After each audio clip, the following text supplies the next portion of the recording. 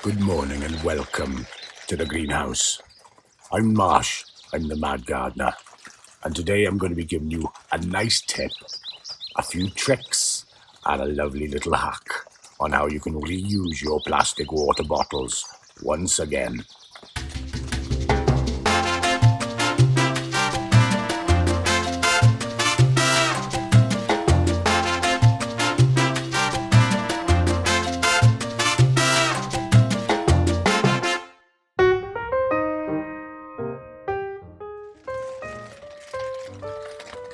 Now, as you can probably hear in the background, it is absolutely pissing down cats and dogs. Once again, this is Wales. It's just something that we have to deal with. That's item number 1 on the agenda. Item number 2 is the fact that, as you can probably hear, I have lost my voice. I was playing football the other night and I'm the goalkeeper. I went for a save and I took a shot right in the neck. And all the bottom section of my neck down there, swollen up like a melon. Feels like I'm swallowing cactus. So apologies for sounding a little more like Anthony Hopkins than usual. I'm here to tell you today that even on a day like this, there are still things that you can do in the garden, even in the greenhouse. Things in the garden you can bring into the greenhouse and get things ready to put in the house. Or then you put things back in the house, into the greenhouse. You get the gist. There's still a lot of things that you can do. And this is exactly one of those things that we're going to do today.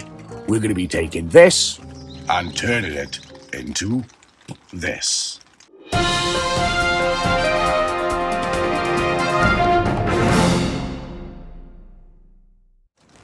don't know about you, but there's nothing better than just being in the greenhouse and listening to the rain tap on the roof. How many of you do that? Sit in the allotment sheds, just listening to the rain.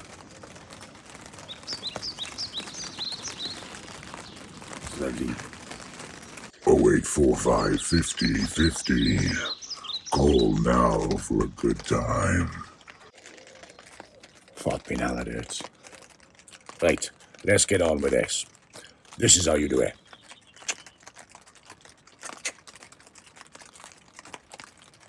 Or me. Alright, sorry. Here we go.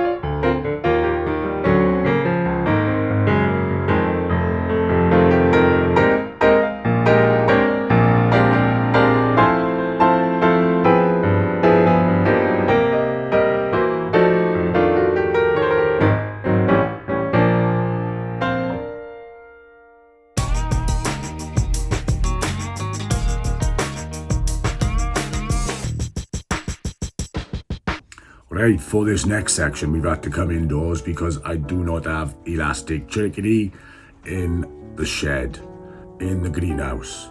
So, we've now got the top part of our plastic bottle as such.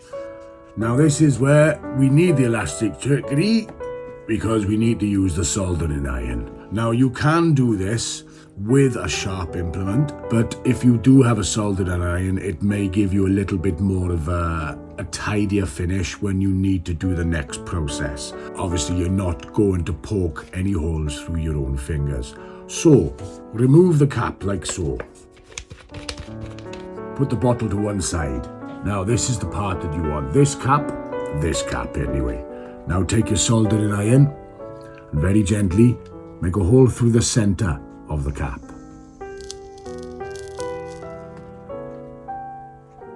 There we are. We have a hole through that, and gently widen it open with the soldering iron. Be careful not to burn your fingers. And you want to make it almost about a centimetre wide. There we are. I'll give you a better view of that now. Here we go. Perfect. Look at that.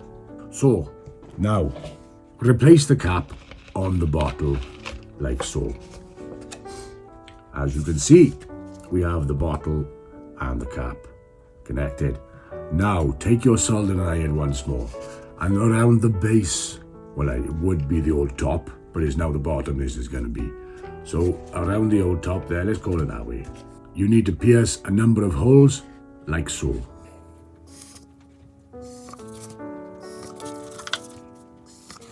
Four should do that, and then you repeat the process a little bit further up again.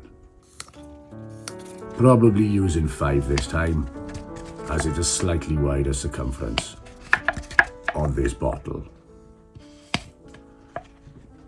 Make sure you open a window as well. Now, it should look something like that. You have a number of holes, all ready to go. Now, let's go back into the greenhouse. Here we go.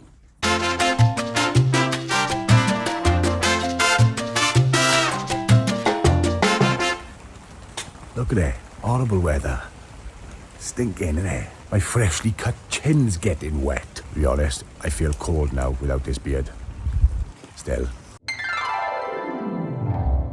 made myself dizzy. Right, I'm getting wet. Back in the greenhouse, let's go. Yeah, fun fact for you about Welsh weather. When it's not raining, it's thinking about raining.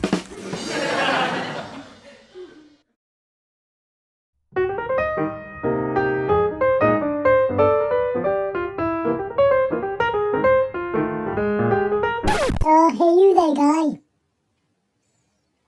You think you're a funny guy on the internet, hey?